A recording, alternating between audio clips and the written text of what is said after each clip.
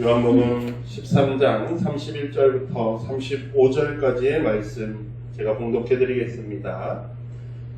그가 나간 후에 예수께서 이르시되 지금 인자가 영광을 받았고 하나님도 인자로 말미암아 영광을 받으셨도다. 만일 하나님이 제가 읽겠습니다. 만일 하나님이 그로 말미암아 영광을 받으셨으면 하나님도 자기로 말미암아 그에게 영광을 주시리니 곧 주시리라.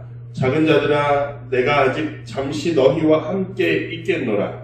너희가 나를 찾을 것이나 일찍이 내가 유대인들에게 너희는 내가 가는 곳에 올 수 없다고 말한 것과 같이 지금 너희에게도 이르노라. 새 계명을 너희에게 주노니 서로 사랑하라. 내가 너희를 사랑한 것 같이 너희도 서로 사랑하라. 너희가 서로 사랑하면 이로써 모든 사람이 너희가 내 제자인 줄 알리라. 이 모든 말씀은 하나님의 말씀입니다. 하나님 감사합니다. 아멘. 아멘. 감사합니다. 자리에 앉으시고요. 오늘 말씀을 함께 나눕니다. 오늘 말씀은 사랑의 하나님의 질서, 사랑이라는 제목으로 함께 나누겠습니다. 할렐루야. 아멘. 아멘. 감사합니다. 한 주간도 잘 보내셨죠? 못 보내셨어요? 이리 따위 헤딩해갖고 해롱해롱해요. 아유, 그러시셨어. 제대로 먹어. 고생하셨어요. 네. 한 주간도 고생하셨습니다. 네.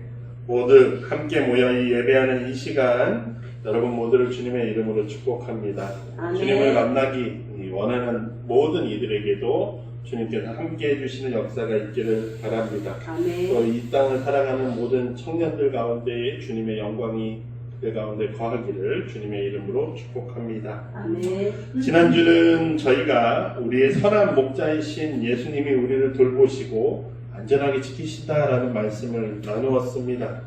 우리는 자꾸만 예수님을 도깨비 방망이처럼 이렇게 사용하려는 유혹을 받게 되지만 주님은 우리와 인격적인 관계로 우리를 부르고 계십니다. 그냥 단순히 우리의 일을 해결하시는 게 아니라 우리와 함께 거하시기 원하고 우리와 함께 관계 맺으며 함께 있기를 원하십니다.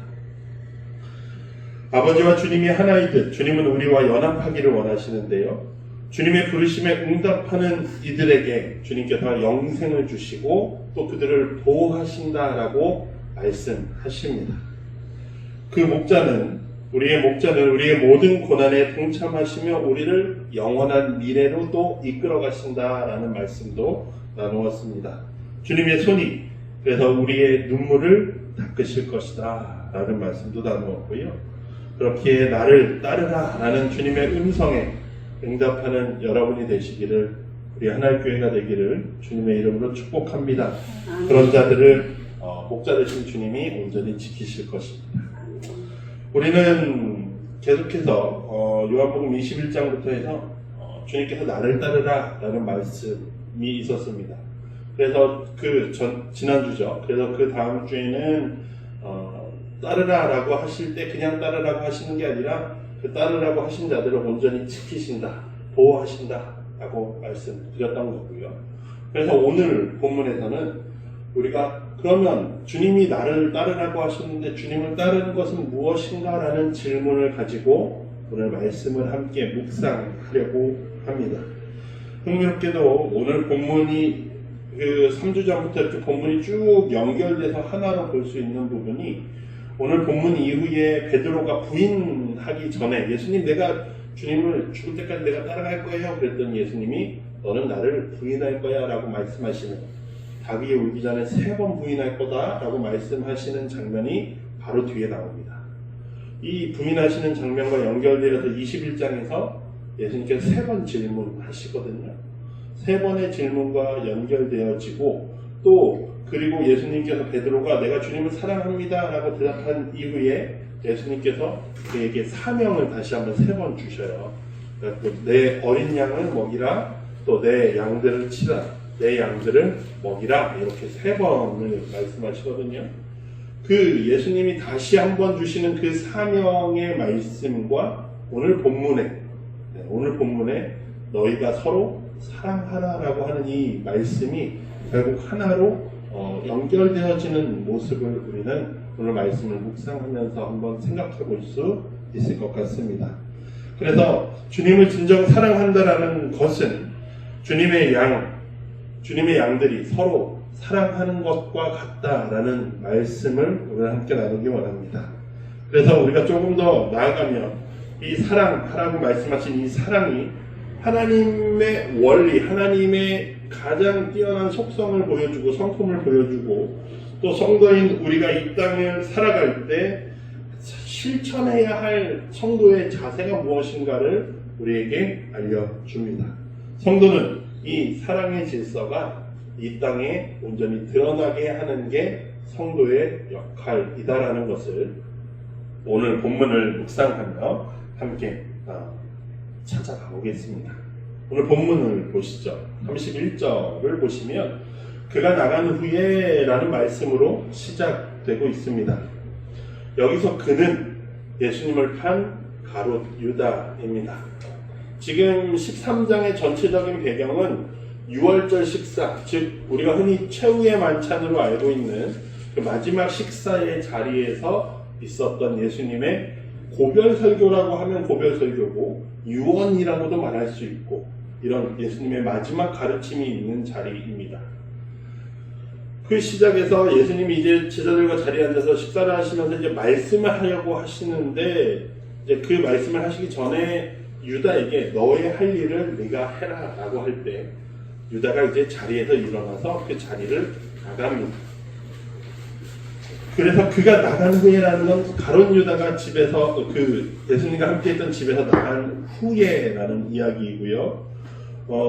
그 유다의 퇴장은 예수님의 고난이 시작되는 신호탄과 같습니다. 우리 그 운동회 같은 걸 하면 준비 땅 하면 우리 신호탄을 땅 주면 달려가는 것처럼 예수님의 고난이 즉 예수님의 십자가 사건이 시작되는 것이 예수님이 십자가에 달린 것 그때만이 아니라 이미 유다가 예수님을 배신하기 위해 집 밖으로 나간 것부터 이미 시작되었다. 요한은 그렇게 보고 있습니다. 그리고서 이 요한의 신학 가운데 좀 독특한 장면이 오늘 31절에서 나오는데 예수님께서 이르시되 지금 인자가 영광을 받았고 하나님도 인자를 인하여 영광을 받으셨도다 라고 말씀하셔요. 지금 예수님의 고난, 십자가의 사건이 시작되었다라고 알리는 와중에 예수님이 뭐라고 말씀하시냐면 하나님께서 영광을 받으셨다라고 말합니다. 여기서 영광은요 단순히 야 잘했다라고 치켜세워주거나 명예롭게 어떤 영광을 받는 그런 장면이 아니라 여기서 말하는 영광이라는 것은 하나님의 성품과 하나님이 어떠한 분이신지가 드러나는 그 사건 자체를 말씀하시는 겁니다. 매우 역설적인 말입니다. 예수님의 고난이 시작되는 그 시작에 하나님께서 영광 받으신다라고 말씀하셔요. 즉 예수님이 고난 받으실 때 하나님이 영광 받으신다라고 말합니다. 세상의 눈으로 바라볼 때 실패의 일에서 하나님께서 드러나신다라는 말이에요. 우리가 생각할 때 하나님은 이겨야 하고 승리해야 하고 강해야 하는데 지고 패배하고 부끄러운 그 상황 가운데에서 하나님이 드러나신다라는 겁니다. 역설적이죠. 십자가의 처형이 요한의 눈에서는 하나님의 영광이 가장 밝게 빛나는 장면이라는 거예요. 배신당하고 체포되고 조롱당하고 채찍질당하고 마침내 십자가에 못 박히는 실패의 과정이 하나님의 구원의 계획이 이루어지고 영광이 이르는 하나님이 가장 잘 드러나는 순간이라는 것을 오늘 요한복음의 저자는 말하고 있습니다. 이 부분을 통해서 우리는 우리가 겪는 고난에 대해서도 묵상할 수 있게 됩니다.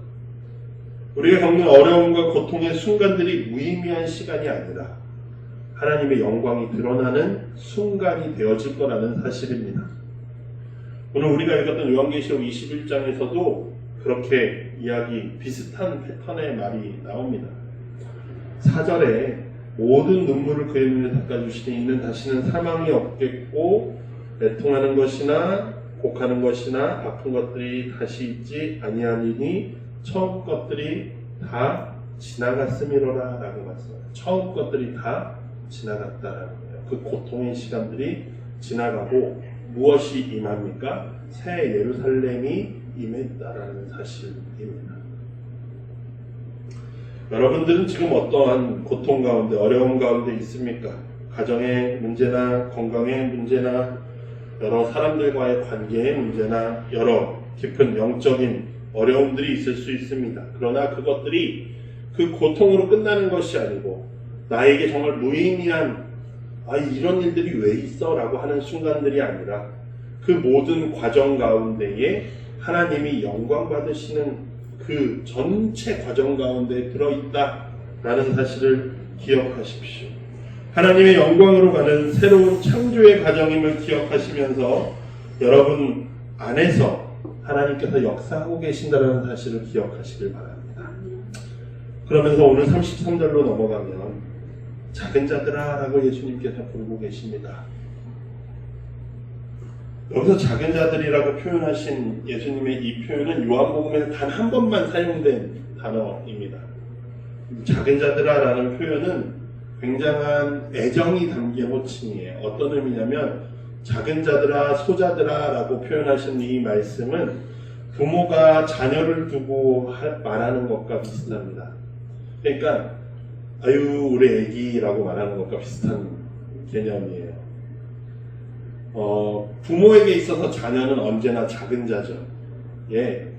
90 먹은 어머니에게 70 먹은 자녀는 여전히 아이입니다. 그죠?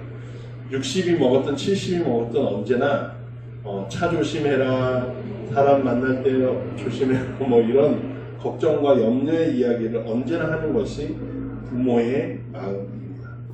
예수님께서 그렇게 부르시는 것이 그러한 부모가 자녀를 부르시는 것과 같이 부르고 계신 거예요. 누구를요? 제자들을요. 근데 이 제자들이 어떤 상황에 놓이게 됩니까?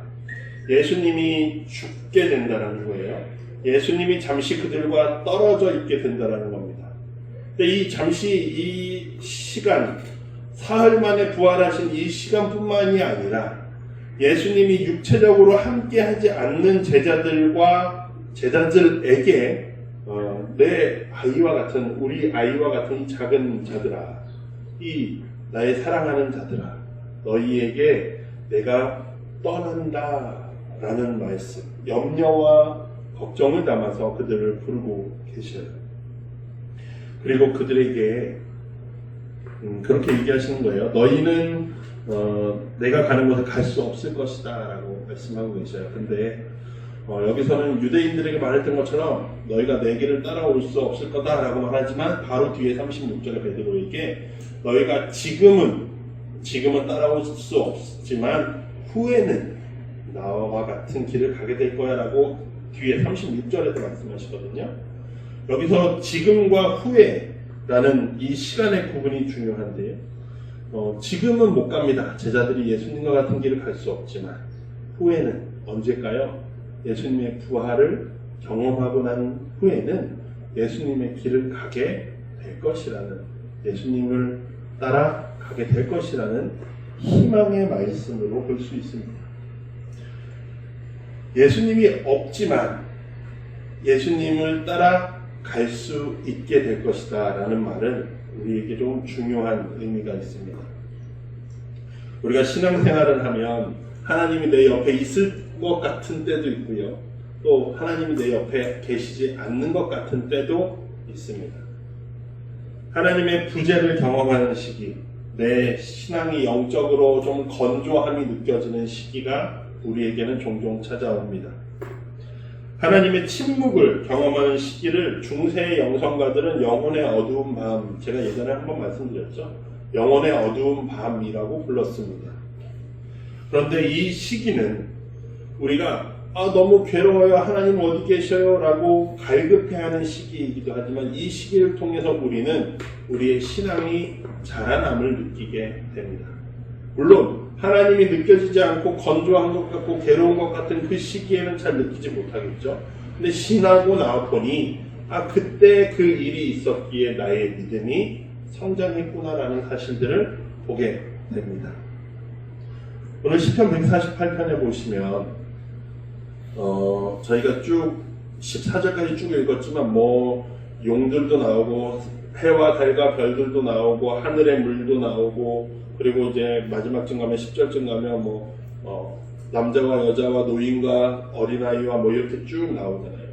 모든 것들 가운데에서 하나님을 찬양하라 라고 말하고 있습니다. 이 말은요, 모든 존재가 하나님을 찬양하고 하나님이 느껴지지 않는 것과 같은 그때에도 온 우주 가운데 거하시는 하나님을 찬양한다라는 그 찬양이거든요. 즉 우리가 하나님이 없는 것 같아, 하나님이 나에게 왜 이런 일을 주시지, 건조함이 느껴지고 내가 기도해도 기도가 되지 않는 것 같고 내가 예배하고 있는데 내가 예배는 왜 하고 있지 라는 생각이 드는 그런 시기를 지나갈 때에도 하나님은 우리 가운데 거하고 계시다라는 사실. 근데 중요한 것은 그러면 우리 가운데 거하시면 우리에게 잘 느끼게 해주시면 되잖아. 좀 있게 알게 해주시면 되잖아 라고 생각할 수 있지만 우리의 이 상황, 부재함, 하나님의 부재함을 느끼는 그 과정을 통해서 하나님은 우리를 어떻게 하신다고요? 자라나게 하신다라는 사실입니다. 우리는 하나님의 부재함이 느껴질 때 낙심할 필요가 없습니다. 왜냐하면 하나님이 우리를 버린 것도 아니고 우리를 신경 쓰지 않는 것도 아니라 우리와 함께 계시지만, 여전히 함께 계시지만 그 부재함을 통해서 우리를 자라나게 하실 거라는 사실을 믿기 때문입니다. 그래서 그 시간은 우리에게 주어진 하나의 선물과도 같고, 또 예수님께서 오늘 본문에서 작은 자들아 라고 말씀하시면서 제자들을 떠나시는 상황, 그 상황을 통해서 제자들에게 남겨주시는 선물이 있습니다. 그 선물이 무엇인가요? 그들에게 주어지는 새로운 계명이라는 거예요. 즉 주님이 없을 때, 주님의 부재함을 느낄 때 그들이 더욱 붙잡아야 할 것이 무엇이라는 거예요? 주님께서 주신 새로운 계명이라는 사실입니다. 그래서 오늘 34절과 35절에 주신 계명이 무엇입니까? 새 계명을 너희에게 주노니 서로 사랑하라. 내가 너희를 사랑한 것 같이 너희도 서로 사랑하라. 너희가 서로 사랑하면 이로써 모든 사람이 너희가 내 제자인 줄 알리라 라고 예수님께서 새 계명을 주십니다. 그런데 예수님은 이 새 계명이라는 말을 왜 사용하셨느냐 생각해 봐야 합니다. 무엇이 새롭습니까? 구약 성경에도 이미 내 이웃을 내 몸과 같이 사랑하라 라는 말씀이 이미 있었습니다. 그런데 똑같이 이것도 사랑하라라는 말씀 아니에요? 그러면 뭐가 다르길래 새 계명입니까? 라고 우리는 질문할 수 있습니다. 먼저 첫 번째는 어떻게 사랑하는가요? 그 구약의 성경에서는 내 몸과 같이 너 스스로와 같이라고 말씀하시지만 지금 오늘 예수님께서 주시는 새 계명은 어떻게요? 내가 너희를 사랑한 것 같이 라고 말씀하고 계십니다. 누구의 기준에서요? 예수님의 기준에서. 예수님이 제자들을 사랑하시는 것처럼 예수님께서 어떻게 그들을 사랑하십니까? 모든 것을 내어 주심으로 사랑하신다. 예수님의 십자가의 사건을 향하여 이 사건이 시작되면서 말씀하시는 것이 나는 이렇게 너희를 사랑한다라는 말씀입니다. 그래서 어찌 보면 구약의 계명보다 훨씬 더 가혹한 조건입니다. 그냥 나를 사랑하는 것처럼 저 사람 사랑하는 것은 조금 귀찮을 수 있습니다. 귀찮지만 그냥 하자 이렇게 할 수도 있어요. 근데 예수님께서 말씀하시는 것은 내가 죽은 것처럼 너희도 그렇게 누군가를 사랑하라 라고 말씀하시면 내가 죽듯이 사랑한다는 것은 정말 쉽지 않은 일입니다.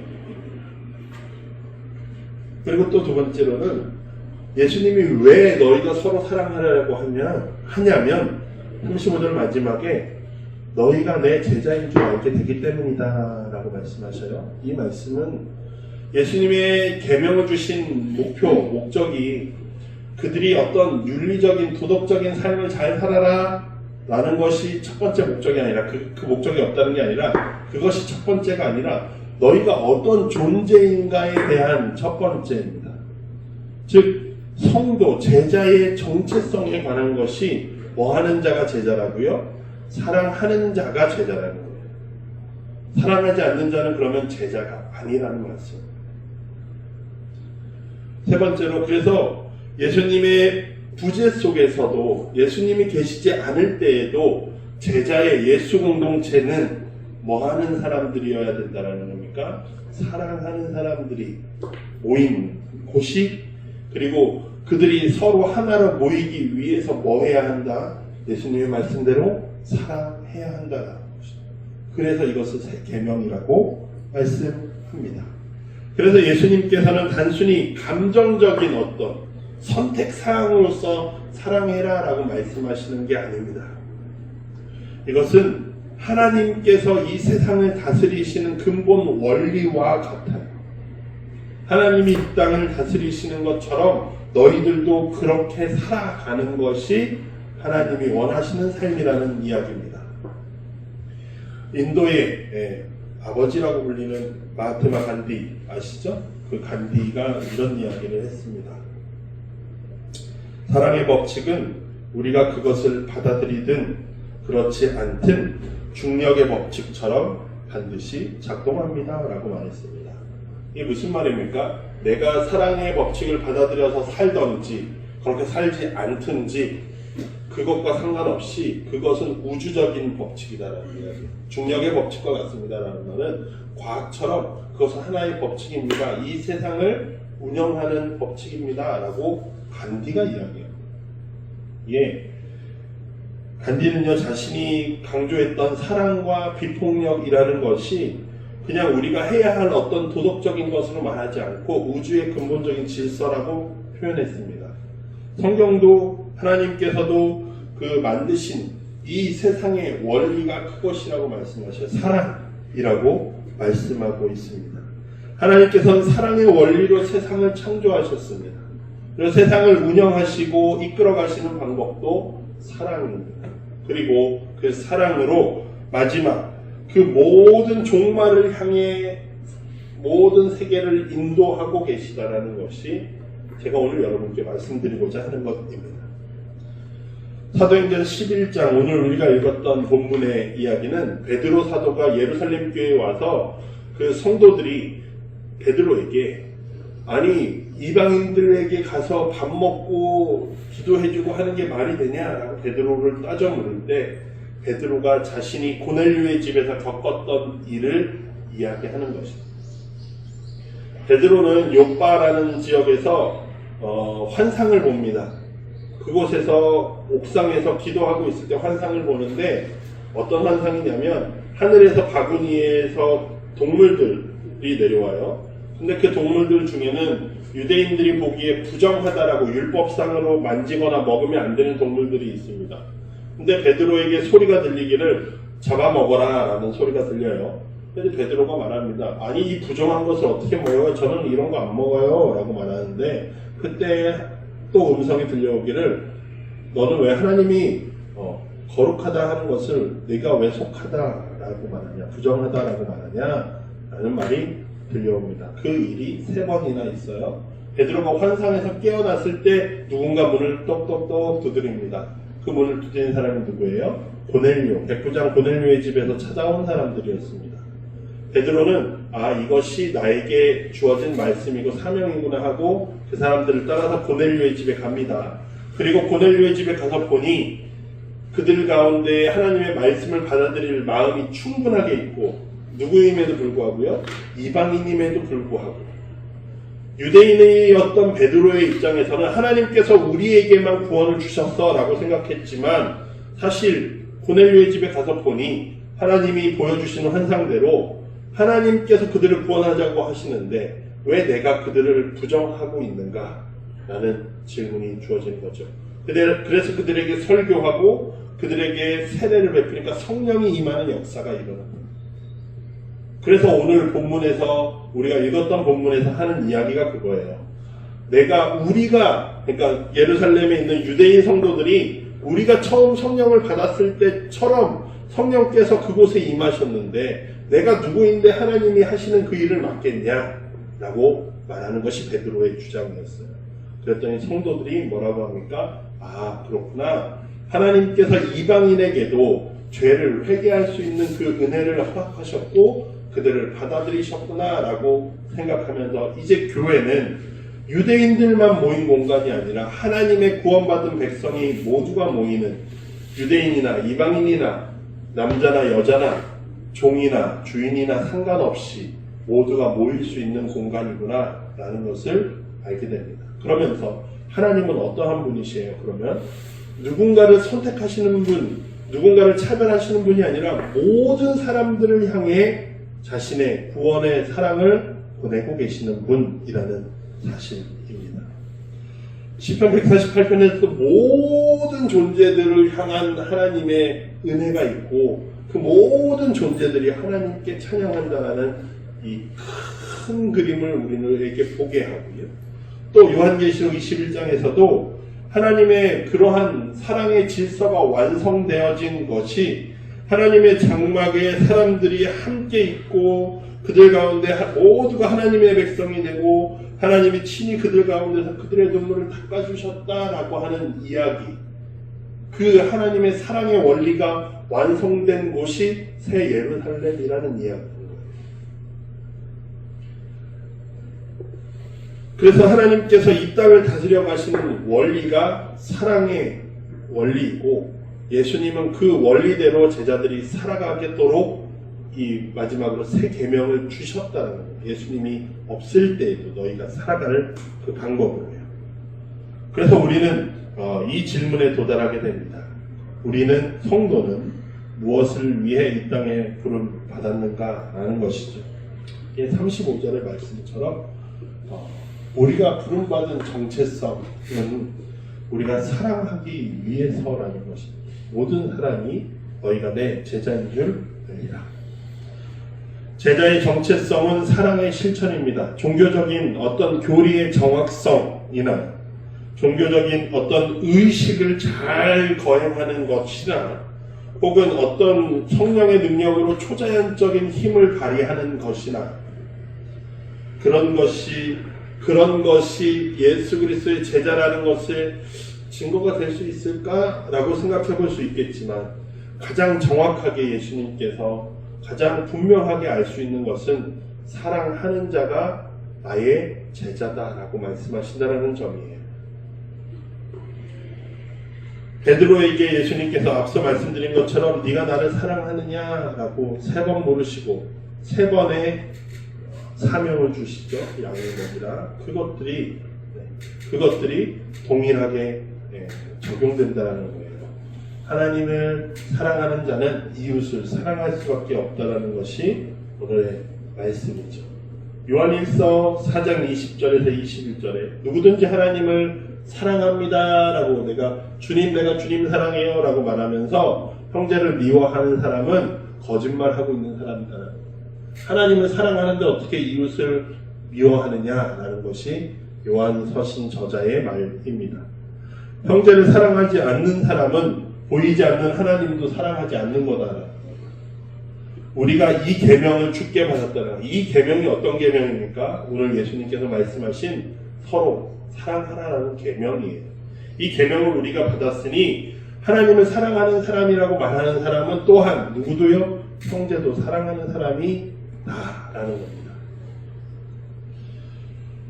성도의 사명은 단순히 내가 구원받는 사람만 되는 것이 아니라 그것을 넘어서 하나님의 질서가 이 땅 가운데에 온전히 이루어지도록 살아가는 사람이라는 겁니다.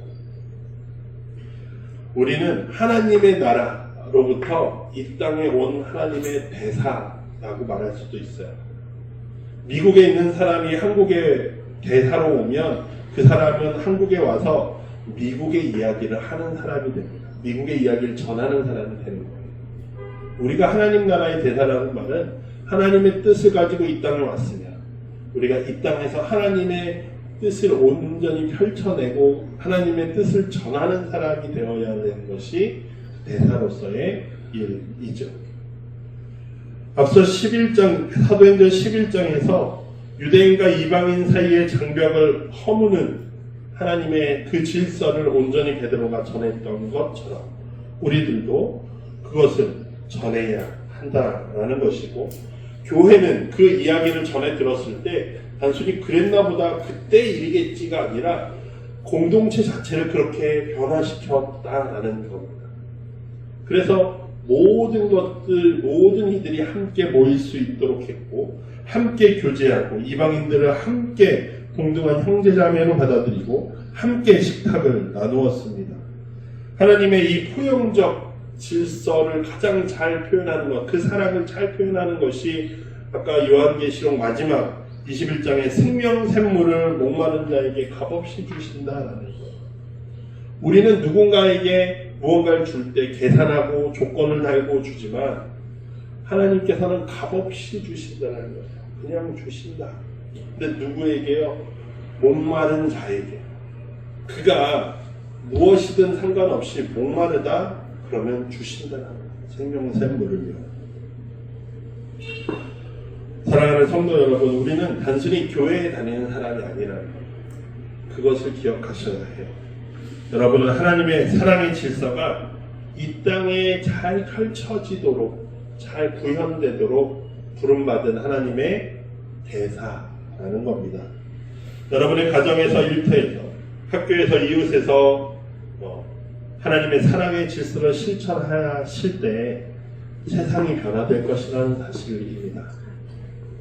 사랑하는 성도 여러분, 사랑은 단순한 감정이나 선택사항이 아니라 하나님이 이 세상에 심어놓으신 가장 근본적인 삶의 원리, 모든 세상이 운영되는 원리라는 거예요. 누구의 사랑으로 이 모든 것이 운영되냐면 하나님의 선하신 그 사랑으로 모든 세상이 운영되어지고 있다는 겁니다. 그런데 그 중에서 우리는, 하나님의 부르심을 받은 우리는 그 하나님의 원리가 이 땅에 바르게 펼쳐지도록 살아가야 하는 사람들입니다. 예수님은 자신이 떠난 이후에도 제자들이 그러한 원리를 잘 실천하도록 오늘 계명을 주셨다라는 사실이에요. 서로 사랑하라라는 계명은 앞서 말씀드린 대로 단순한 도덕적 훈계가 아니라 하나님 나라의 본질을 가장 잘 드러내는 명령이라는 것입니다. 우리가 살아가는 세상은 우리가 지금 이렇게 말하고 있는 원리와는 다른 방식으로 돌아갑니다. 예, 경쟁이 치열하고요. 갈등과 분열과 혐오와 폭력들을 통해서 힘 있는 자가, 가진 자가, 권력을 부리는 자가 세상의 우위에 섭니다. 그렇게 세상을 다스려 갑니다. 그런 것이 당연하다라는 듯이 말합니다. 그러나 하나님께서는 그것이 당연한 것이 아니라 하나님의 사랑의 질서가 가장 근본적이라고 우리에게 가르치고 계십니다. 고난의 시간에도, 하나님이 구제하시는 것 같은 시간에도 우리는 이 사랑을 가지고 견뎌내는 것입니다. 그것이 하나님의 원리입니다. 우리가 그 사랑을 실천할 때 단순히 착한 일을 하는 것이 아니라 하나님의 일을 하고 있다는 사실을 기억하십시오. 하나님의 질서가 여러분들을 통해 이 땅에 온전히 뿌리내리게 되는 것입니다. 그래서 너희가 내 제자인 줄 알게 되는 그 일이 여러분들이 그 사랑을 행함으로 나타납니다. 우리를 통해 세상은 예수 그리스도를 보게 되고 우리의 사랑을 통해서 하나님이 이 땅에 드러난다는 사실을 기억하시길 바랍니다. 사랑하는 성도 여러분, 여러분의 삶의 자리로 돌아가셔서 이 사랑의 질서를 구현할 수 있는 여러분 되기를 부탁드립니다. 우리가 서로 사랑할 때 세상은 우리를 통해 주님을 보게 될 것입니다. 주님이 드러내는, 주님이 드러나는 하나님을 증거하는 하나님교회 성도님들 되시기를 주님의 이름으로 축복합니다. 그 무엇도 우리를 그 사랑에서 끊을 수 없으니 한 주간도 주님의 말씀을 가지고 힘으로 얻어 살아가는 여러분 되시기를 축복합니다. 오늘 말씀이 여러분들 마음에 남은 것들을 붙잡고 우리 함께 다짐의 기도 하겠습니다. 주님 감사합니다. 오늘도 우리에게 말씀하셔서 사랑하라 하시니 우리가 그 말씀을 따라 살아가게 하여 주시옵소서.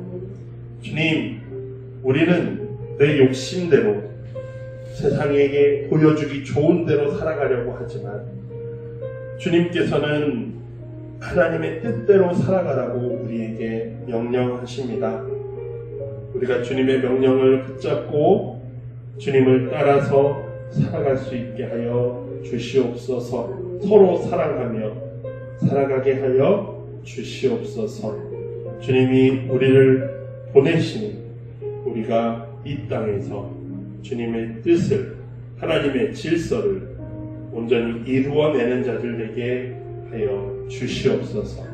감사드리며 예수님의 이름으로 기도합니다. 아멘.